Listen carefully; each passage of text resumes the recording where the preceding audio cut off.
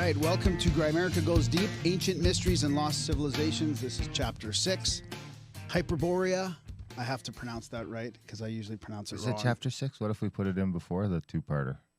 Might be Chapter 5. and Beyond the North Wind with Christopher McIntosh. Thanks for joining us, Christopher. Glad to be here. I was just looking up your work and showing Darren all the works you've already accomplished. You know, you're very well versed in esoteric and occult literature, and I thought, wow, this is fantastic. And I found you through your book Beyond the North Wind, and I thought I'd just start with asking you, like, what made you choose to go to talk about Hyperborea and the North Wind after all the other occult subjects? Well, the immediate thing which led me to write it was a conference of the New York Open Center, which took place in Iceland about 4 or 5 years ago.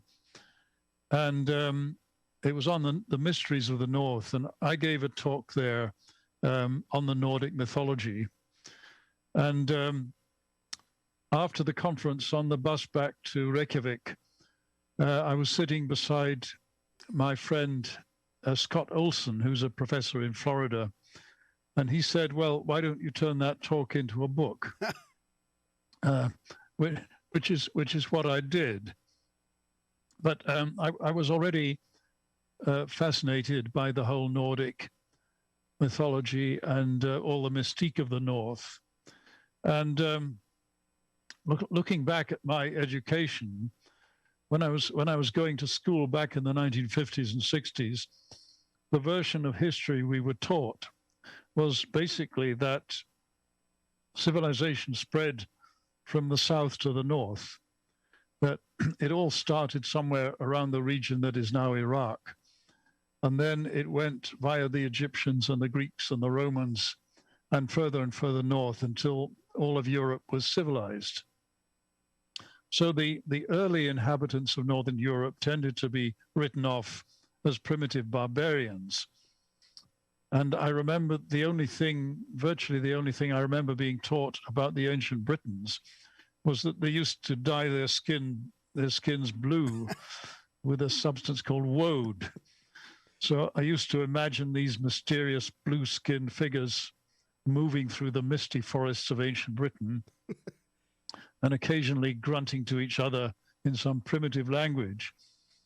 Well, we now know that picture is completely false, that there was, in fact, a highly advanced civilization in the north long before the Romans came, long before the pyramids were even built. We have we have monuments like Stonehenge, which is a miracle of engineering and is proof of very advanced astronomical and mathematical knowledge. And there are other sites like the Callanish stones in the Hebrides on the island of Lewis, which similarly bear witness to a very advanced culture. So that picture of the ancient North Europeans as primitive is completely wrong. So I became very intrigued by the whole mystique, history and mystique of the North, and well, that's what the book is about, really. Yeah. So are we talking about, do you think it's some sort of pre-cataclysmic civilization that was maybe, because I'm in the middle of going through Bernard Cornwell's series right now. I'm actually not in the middle of it. I'm on the last book of The Last Kingdom that kind of is going through that early British history of that seems, in a sense, very barbaric, but it also seems like it's coming from a space of, I don't know, like pre-Ice Age, like? No, this is probably like 1,000 years ago, 1,200 years ago. It more seems like it's coming from a place of rebirth almost, I guess. Like they don't remember, or it's just the same sort of thing where they're looking at the stuff that they were building before and they don't know how they used to build it. Yeah. Yes. Well, I think it's a bit like that with Hyperborea. I mean, maybe I could go back a bit about the idea of Hyperborea and where it came from. Yeah, for that'd be sure. great. Because we've talked to guests before that have talked about Doggerland being around the UK when the water was 300, 400 feet lower. You know, before before the Younger Dryas, and that whole area may be connected to Scandinavia, and was. I feel like these megalithic things came from a north that was all connected back then. Yes, I think that could well be. But I'm just going to show. Sure, share your screen. Yeah, a couple. Yeah.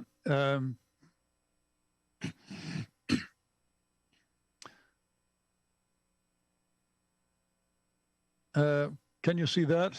Nope, not yet. Not yet. No. Right. Okay. So now let's wait a minute. I thought Doggerland was more recent than the Younger Dryas. I don't think so. I don't see how that could have been not flooded before the big 400-foot increase in sea level. I thought it was though. I thought Doggerland was just like a few thousand years ago. Maybe. There you go. There it's. I think we're seeing it now. Yeah. Oh, look at that ship. Yeah. Well, basically, the idea of Hyperborea or Tula or Thula, as it's sometimes called, goes back to ancient Greece, to about the 4th century BC, when a Greek mariner called Pythias sailed from the port of Massalia, which is present-day Marseille, in a ship that probably looked something like this.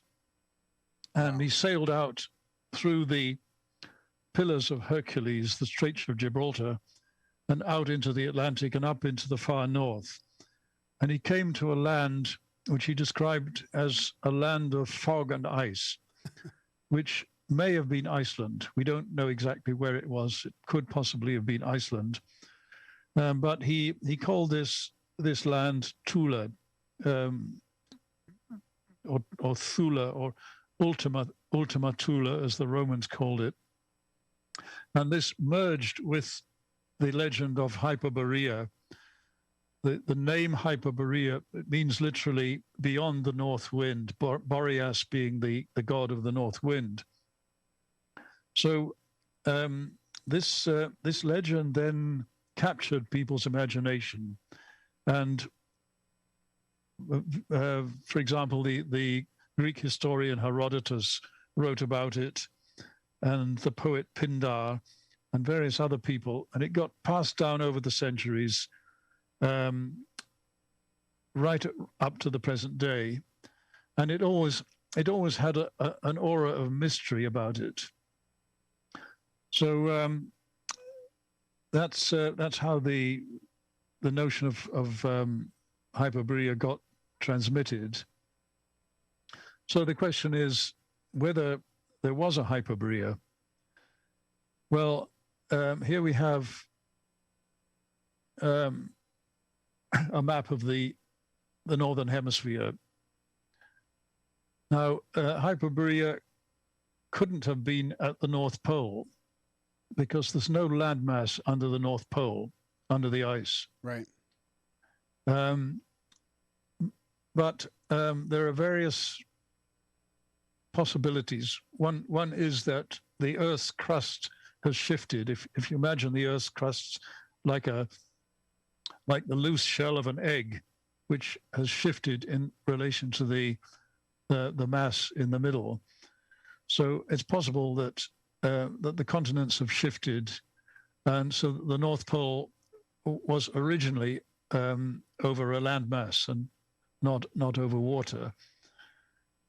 So there are various possibilities as to where it might have been, and one possibility is in northern Russia, or either in northwestern Russia, close to Scandinavia, or anywhere along the coast of the Arctic to the far east of Siberia. Right. And that would kind of line up with the Piri-Reis map that showed Antarctica. I think, they found that map like 500 or 600 years ago that shows Antarctica with the coastlines with no ice, and they don't know how that happened, which could be explained by the same phenomenon. Yeah, although as far as we know, the Antarctic was never inhabited, whereas in the north there are signs of habitation, right? And right. The Russians have done some very interesting archaeological investigation along this coast. Perhaps I could skip to that right away. Yeah, sure, yeah. So would that be like basically the north coast of Siberia? Yes, this would be the coast. This would be the coast of Siberia. And then that right underneath Arctic would be like northern Alaska, right? In the top left. Yes, Okay. This is Alaska. This is the Arctic Circle, and the Bering Straits here, which would originally have been a land bridge at one point, prior to the Younger Dryas. Yeah. Or a coastline to sail along as well. Yeah. As I say, the Russians are very fascinated by this whole question of Hyperborea. The Russians are in the aftermath of the collapse of communism. They're on a kind of spiritual quest, and in a way, they're rediscovering their. Among other things, rediscovering their own roots and their own history. And there's a lot of people in Russia who believe that the Russians are in fact the descendants of the Hyperboreans. Right. And there have been a number of archaeological expeditions.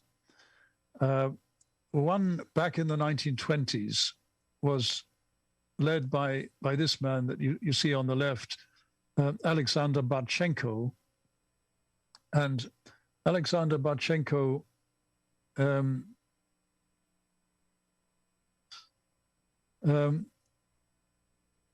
went to this area here. You see you see there is the White Sea. Yeah. And the Kola Peninsula just north of the White Sea, where he spent a couple of years studying the prehistoric remains. And later on, just a few years ago, there was another expedition which went there, and they found all sorts of very interesting things, like pyramids, like this one here. I'm glad you're sharing these slides, because reading your book, it's very interesting to hear that they're actually finding some stuff like that. In pyramids, yeah. So things like this and labyrinths. Now, wow.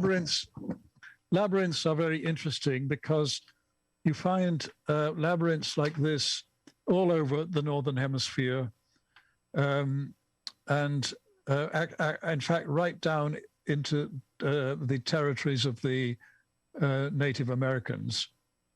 That's interesting, because there's actually it doesn't look like a labyrinth, but I've been to a couple locations in Alberta where you've got these ancient medicine wheels that look very similar to that.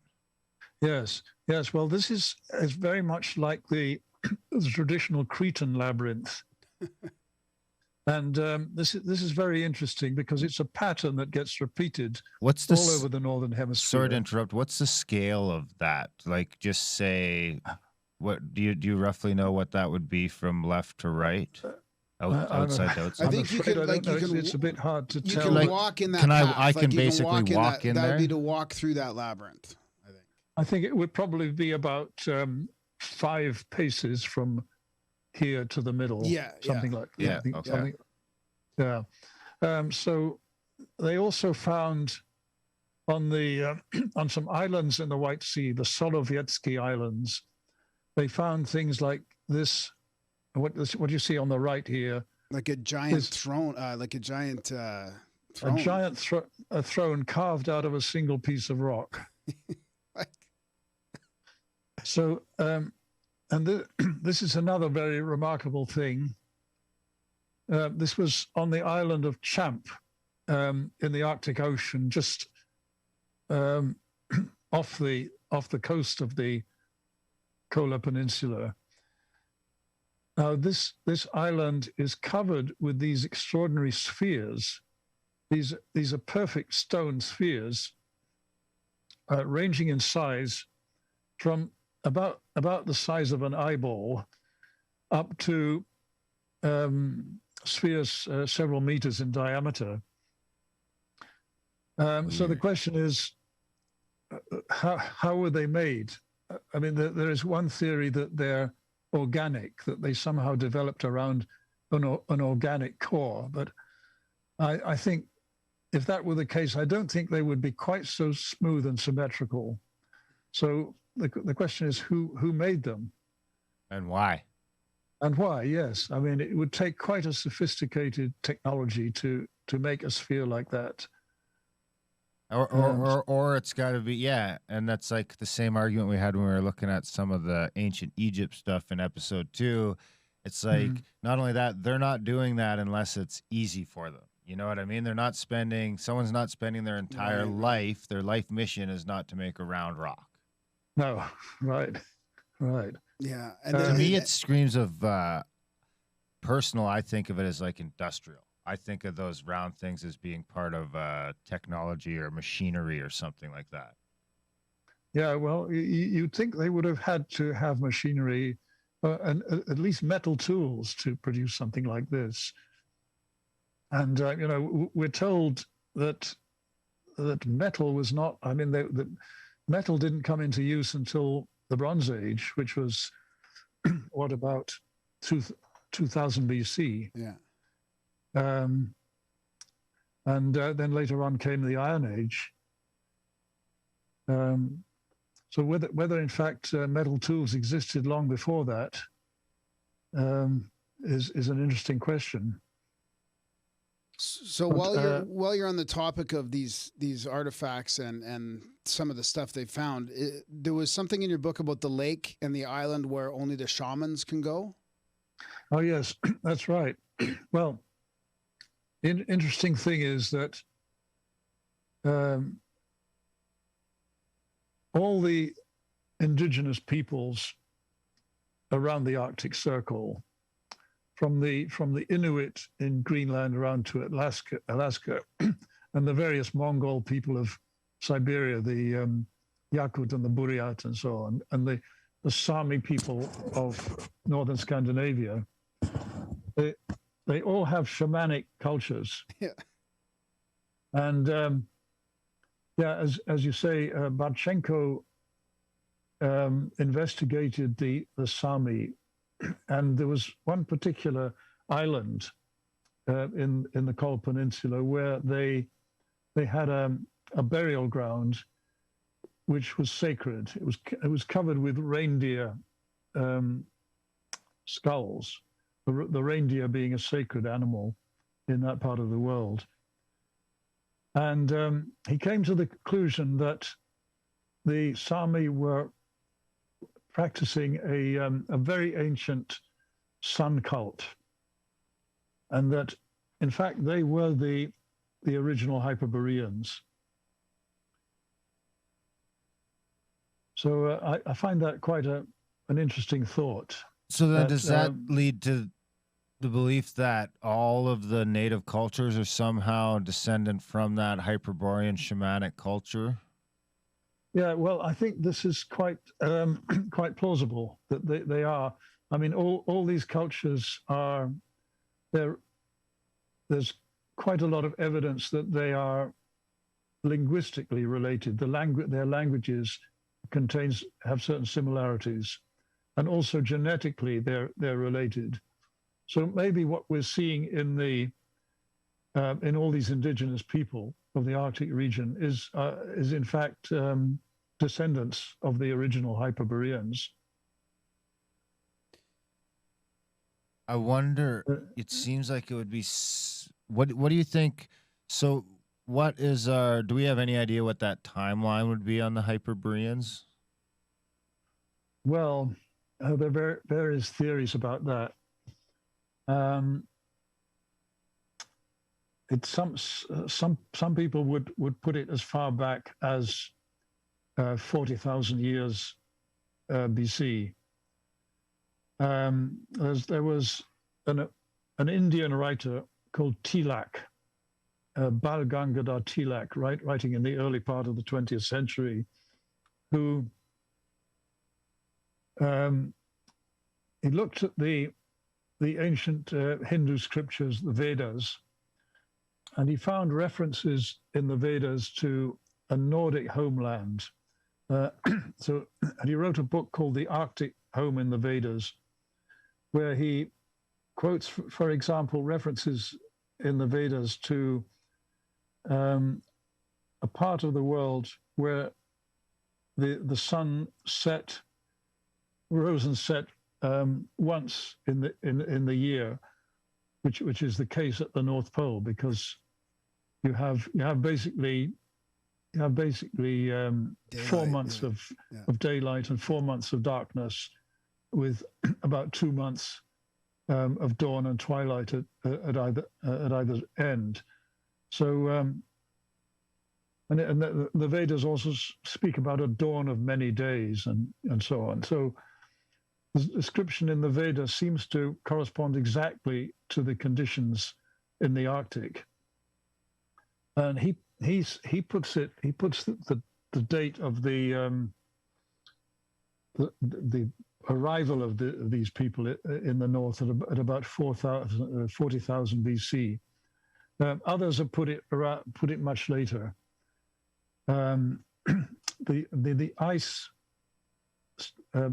age, or the ice in the north started to retreat from about 10,000 BC. Yeah, but so, 40 puts it before the Ice Age, I think. I think 35,000 years ago, I think, was like before the start of it. Yeah. So it's interesting that they go back to it sort of fits with what would happen geologically. Well, it makes me think, what's interesting to me is because right now you've got this thing where everyone's sort of migrating away from the poles. Antarctica is uninhabitable. The North Pole, for most, for all intents and purposes, is uninhabitable. Northern Greenland, these places are extremely hard to inhabit now. But if you were looking pre-last ice age, and just say, I mean, we talk about climate change now, but I mean, when you look historically, the climate's been all over the map. So I think you could easily have a time when it's too hot at the equator. Yes. So you're looking to find, and it's so hot that there's probably not a ton of ice anyplace except for the North and South Poles. And that's where you sort of migrate, just to be able to have some sort of an existence that isn't, unbearable. Yeah, well, that is a thought, yes.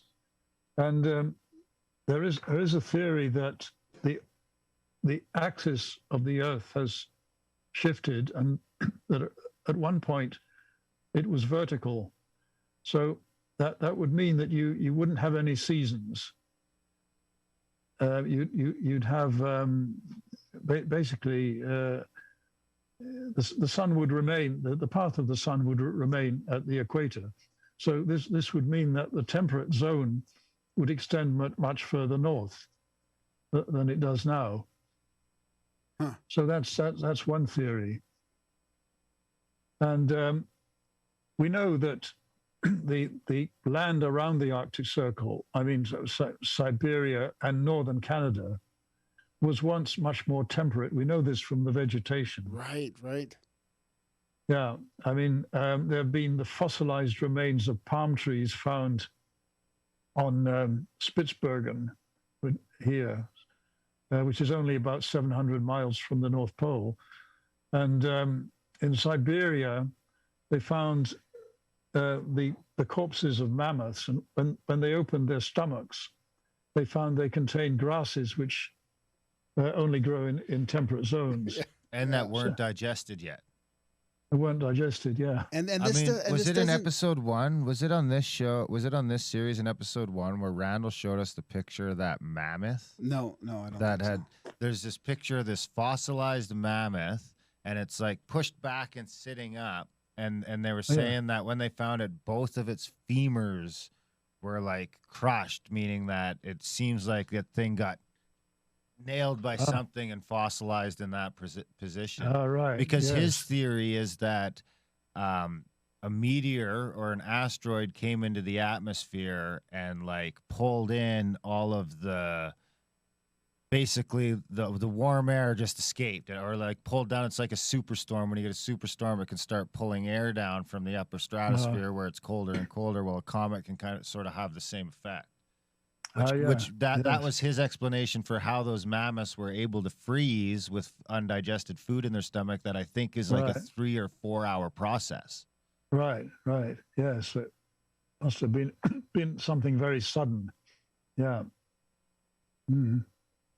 So and this isn't part of like, this is just not, even though there's this evidence, it still doesn't really shift the mainstream paradigm of history, right? Like this is still kind of not really talked about, I think. I think that's right. I think mainstream archaeology doesn't talk very much about things like the discoveries that I just mentioned. And well, there are other things, like, for example, let me just show you. Yeah, I was just going to ask about that slide. Yeah. Well, now this is very fascinating. These are some petroglyphs, as they call stone spheres. They're about the size of a tennis ball, and they are about 2,000 years old. And the interesting thing about them is that these markings, these sort of protuberances on them, correspond to the Platonic solids, the 5 Platonic solids, which you see below on the right: tetrahedron, cube, octahedron, dodecahedron, and icosahedron, which Plato talks about in the Timaeus. Now, Plato lived I think about 400 BC, but these date from about 1500 BC. So they predate Plato. So that the question is, where did this knowledge come from? And also, how did they? This is very, very hard stone. I think it's a type of very hard granite. So how did they manage to carve them when allegedly they had no metal tools? So how did they carve them to these very precise shapes? So there's another anomaly that's difficult to explain. There's also the fact that northern, right around that Arctic Circle sort of line, is like the richest marine life on the planet. Like if you're looking for a place to live off the ocean and stuff like that, that's the place to do it. Oh, right. Yeah. So that they could quite easily have lived from fishing. Yeah. So is there any other, before I move on to some other stuff, is there any other sort of megalithic or ancient evidence for something going back before our history of a few thousand years? Like the Cavendish stones, what island was that on again? Callanish. Callanish. I think I've got a picture. Yes, here they are. Is that in the UK or the outer? Where's the Outer Hebrides? It's in on the island of Lewis. Okay. Yeah. In the Hebrides, and this is the Callanish stones, which again these were the Stonehenge is on the left. Yeah. Stonehenge is a solar monument, whereas Callanish stones is lunar. It was all it's like a kind of observatory geared to the cycles of the moon. So that's another example. Is that in like Scotland? Yes, off the west coast of Scotland. And there are some interesting sites in the Orkney Islands off the northeast of Scotland. There's one particular site, the Nap of Howard, it's called, which looks like just a couple of very primitive stone enclosures. But when you look at the measurements, it contains all kinds of very complex mathematical ratios. It contains, for example, the golden section, and very, very complex kind of proportions between the two parts of the site. So it's quite clear that these people had advanced mathematical knowledge. And it makes you wonder what the coastline would be like without 400 feet of water there. I mean, Randall Carlson flipped back and forth on his coastline map, and that whole area becomes land. I mean, and these are on islands that, you know, apparently they're having a hard time getting around, but, you know, obviously they were inhabited a long time ago. Yeah, that's right. That's fascinating. So, so what about... Is there any other megalithic evidence at all that you want to show before we move on? Or legends of searching, because there are legends of them searching for it and not finding it or not returning as well, right? Or is that the 1920 expedition I'm thinking of? I thought there was some Russian people that went and they couldn't find it, or they didn't come back or something. Well, there have been various attempts to find it. As early as the 18th century, there was a naval expedition, the time of Catherine the Great, but they didn't get very far. They didn't. They got about up to the Arctic Circle and then couldn't get any further. But if I might just stay for a moment on the subject of Russia. Yeah. There's a whole, there's a great deal of fascination with the whole subject of Hyperborea, and there are many Russians who would like to see the Russians as the descendants of the Hyperboreans. And there's a whole school of painting, artists who paint fantastic pictures of the way they imagine Hyperborea to have looked. Here's one artist, Alexander Uglanov. So this is one of his images of the way he imagined Hyperborea. So as you can see, he imagined it as a very technically very advanced culture with spaceships and other forms of aircraft and these fantastic buildings and so on. And here's another of his paintings showing a kind of northern goddess figure holding what I think is probably the pole star, and with these sort of druid figures on either side.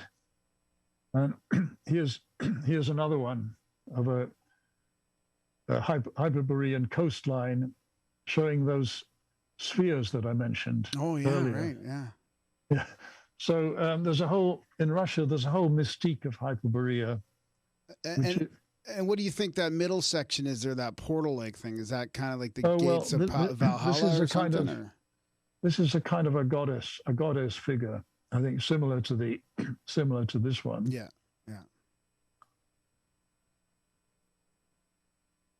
Yeah. What's that, their alphabet?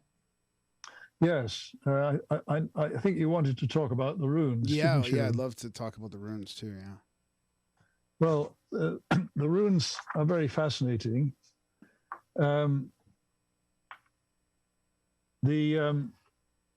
Nordic mythology says that the runes were revealed to Odin, the god Odin, as he hung on the world tree, the Yggdrasil, for 9 days and nights. So it was a kind of shamanic ordeal. But in fact, the runes they first appeared around the 2nd century AD, and they spread very rapidly throughout a large part of Northern Europe, which is interesting because it suggests that they were passed. There were groups of bards who passed them on from one community to another. Now, there was a later. There are 2 runic alphabets. There's what's called the Elder. It's called the Futhark because the first six few letters, six runes, the first 6 letters of the alphabet. So there's an Elder Futhark and a younger Futhark. This is the elder one, which has 24 letters arranged in 3 groups of 8, and there's a later one which has only 16 letters. Now there's much more to these than meets the eye. They look like just very simple letters composed of basically each letter composed of 3 different types of stroke: vertical, left-leaning, and right-leaning. But my friend, the Norwegian researcher Halvard Harklau, has done a very interesting analysis of the runes, dividing them into groups based on the number of strokes. In some cases, only 2 strokes, sometimes 3 or 4 or 5. And he discovered all kinds of very complex mathematical ratios. And even more interesting, he found that there was a correspondence between the runes and the Chinese Bagua system, which is similar to the I Ching, except it has trigrams instead of hexagrams. And he found that if you take there are 8 trigrams. So if you put that together with the runes, you get 3 runes for each trigram. And he found that there was a very exact correspondence. So this suggests that there was some kind of tradition of knowledge which was common to both the Nordic peoples and the Chinese, which is also an intriguing thought. Yeah, that's fascinating. And some people think these go back farther than that, right? Farther than a couple hundred AD, that they go way back. Yeah. Haven't they found them on stones and stuff from thousands of years ago? Well, yes, there have been. There are sort of rune-like markings that have been found on stone.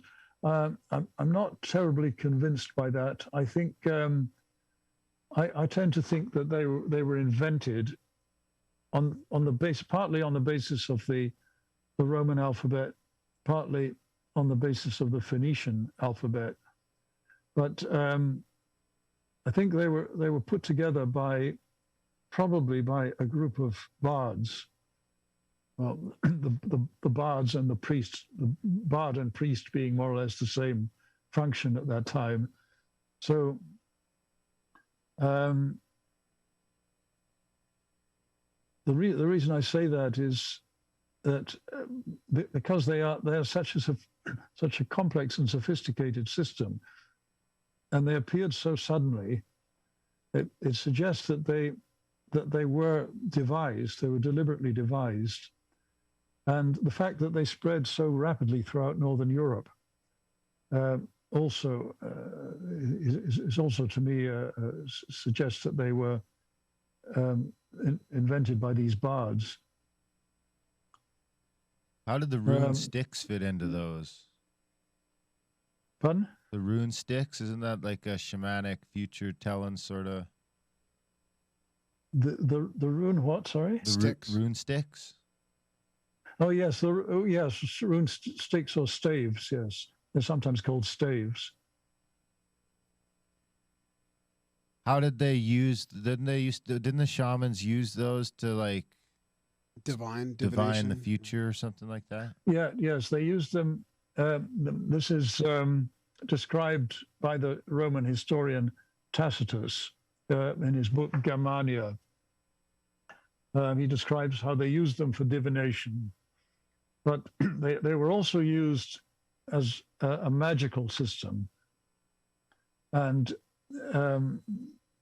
there are descriptions in the Edda of how they were used for this purpose. For example, in all the sagas, in one particular saga, Egil's saga, is described how the hero of the saga Egil, he's told about a young girl who is sick, lying in bed, very sick, and they ask him to see if he can help her. So he goes and he finds that somebody has cast a spell on her using runes, and they cursing runes, and they put these cursing runes under her bed. So he goes and he takes these and destroys them and makes a spell to counteract the cursing, and then she recovers. So and there are other examples of how they were used for magic. So they were both a divinatory system and a magical system. How old is the Edda supposed to be again?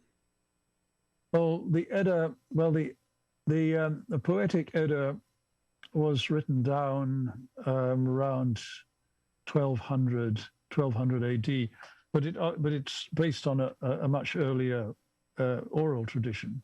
Right. So part of me wonders if, like, we've got, Agartha, Atlantis, Lumeria, Hyperborea, all these sort of part of me wonders if it's all different names for one global pre-Younger Dryas civilization that's highly advanced, more than we think, or if it's different cultures all coming from that part of time. Maybe the northern one is Hyperborea and the mid-Atlantic one is Atlantis, and Agartha might be in Asia or closer to India. I mean, or what do you think about that? Well, I think there are two different levels here. One is the level of actual historical fact, and the other is the level of myth and legend. And I think there is a sort of you could call it an archetype. It's a motif that you find again and again throughout history, namely the motif of the faraway Never Land, the faraway promised land, which is almost unreachable, but not quite. It's reachable by those who are have reached the necessary stage of development to go there. And as you say, you have the legend of Agartha, which was said to be an underground kingdom somewhere in Central Asia. There's no evidence that it actually existed. Some people claim to have, the Theosophists were very keen on Agartha, and some people claim to have been there in their astral bodies. But there's no evidence that it actually existed. Shambala is a similar case. Shambala, which was said to have been a kingdom in the Himalayas. The Russian artist Nikolai Roerich, was very keen on Shambala and actually conducted an expedition to the Himalayas to try to find it. And there's a very strong local tradition that Shambala exists, but it can only be seen by certain people. It can only be accessed by certain people. And in Russia, there are similar traditions. There's a tradition in Russia of Belavodye, the land of the white waters. And again, it's the same idea of this remote, almost inaccessible, sort of paradisical place. And I think that's, well, it's the same thing with Atlantis, I think, really. So there may be something behind the Atlantis theory. I don't know. I mean, the first evidence we have for it is in Plato, in the Timaeus and the Critias. And Plato places it somewhere out in the Atlantic, beyond the Straits of Gibraltar. We know that there are submerged land masses under the Atlantic, so the Azores.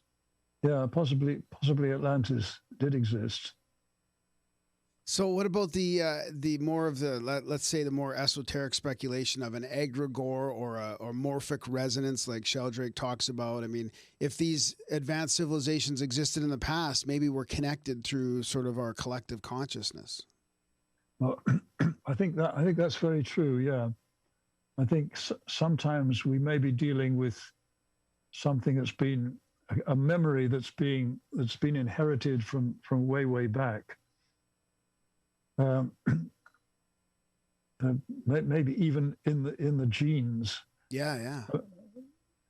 I mean, there are some interesting examples of this. There is evidence that this area in Central Europe that is now the Czech Republic is the land forms a crater, an enormous crater, which apparently was caused by an asteroid which fell millions of years ago.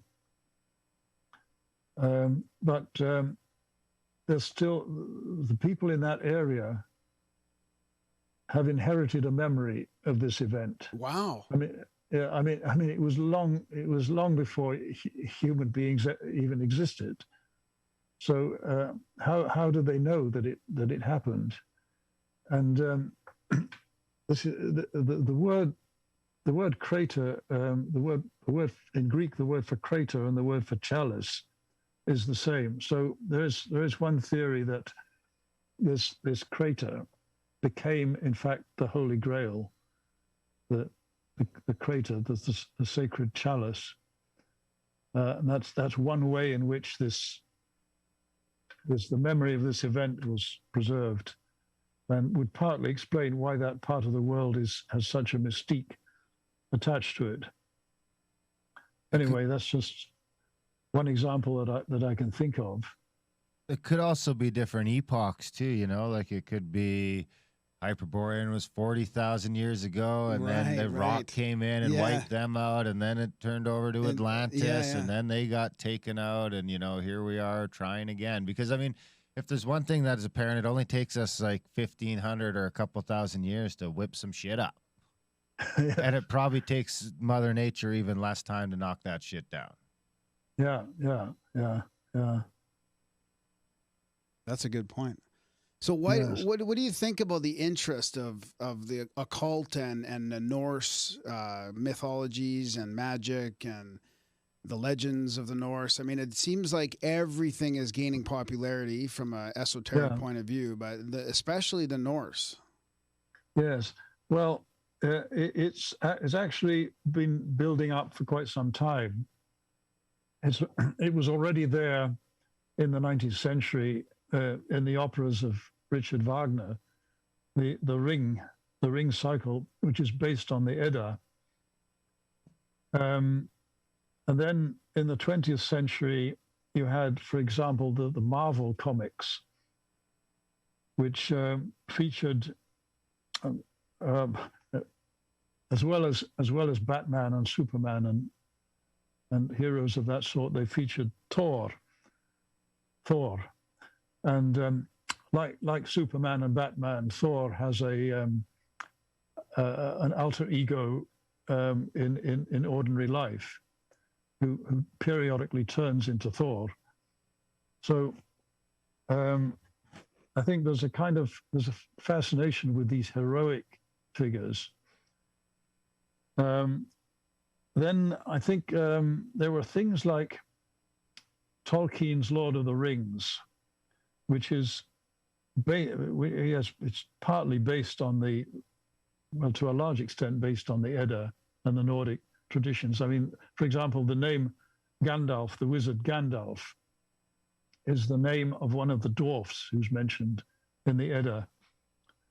And Middle Earth in Tolkien's story is Midgard. Midgard in the World Tree, where the Midgard is the abode of human beings. So, and the Lord of the Rings is full of those sort of Nordic references. And I think the enormous popularity of the Lord of the Rings helped to promote interest in this whole Nordic world, this epic world. I agree. Yeah, go ahead. Yeah. Sorry. Then I think Iceland also played a part in this. I have a personal connection with Iceland through a friend of mine, Hilmar Örn Hilmarsson, who's head of the pagan community, the Asatru Fellowship in Iceland. And it was in Iceland really that the revival of the Nordic religion started in the early 1970s and then spread to other countries. And then you had, it spread into pop music. You had the Icelandic group Sigur Rós, which has had an enormous worldwide success. And then other pop groups have followed suit. And then you've got all the films and the computer games featuring Nordic themes. So it's hard to say why this has all happened. But I think it's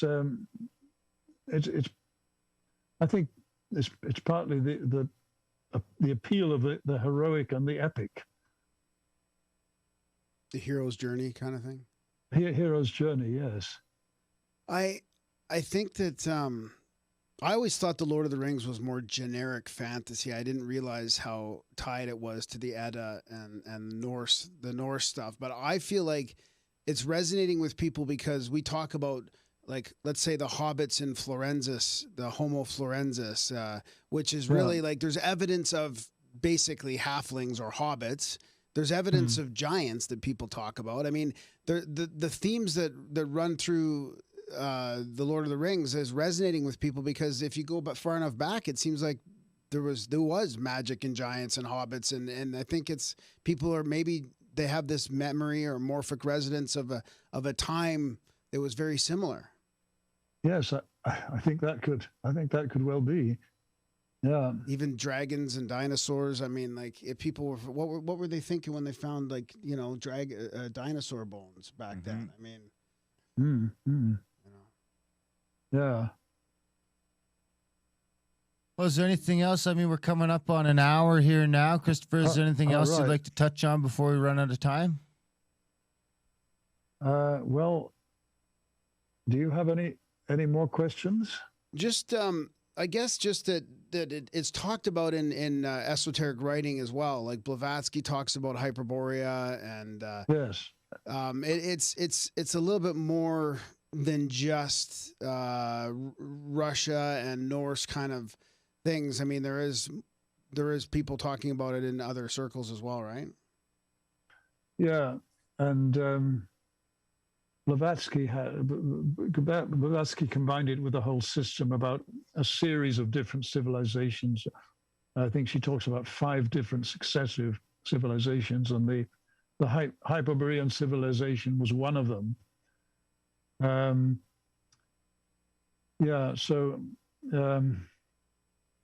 It has fed into all sorts of different, and it's fed into literature as well. I mean, the writer Clark Ashton Smith, he wrote a whole series of stories about Hyperborea, Do you know his work at all? No, I don't, but I'll put a link to it though, and I'll look it up for the notes. Yeah, he's one of my favorite writers. He was a contemporary of H.P. Lovecraft, and he wrote amazing sort of fantasy stories. And one of them is one series of stories is actually calls it something like the Hyperborean cycle. Excellent. Do you want to talk a bit about the books that you've written, fiction and nonfiction, before we let you go?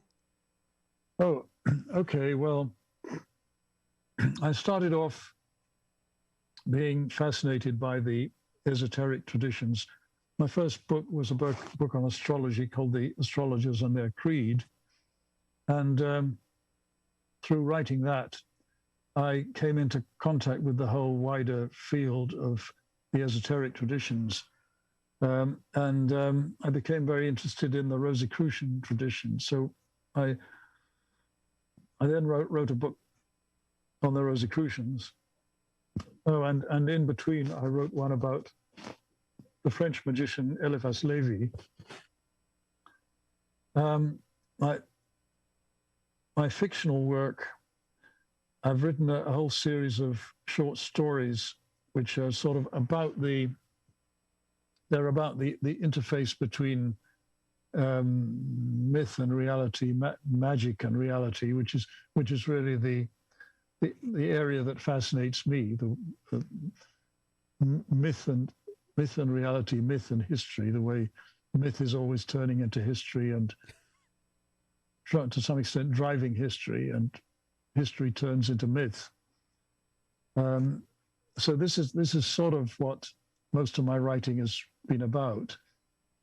I've also written a biography of King Ludwig II of Bavaria.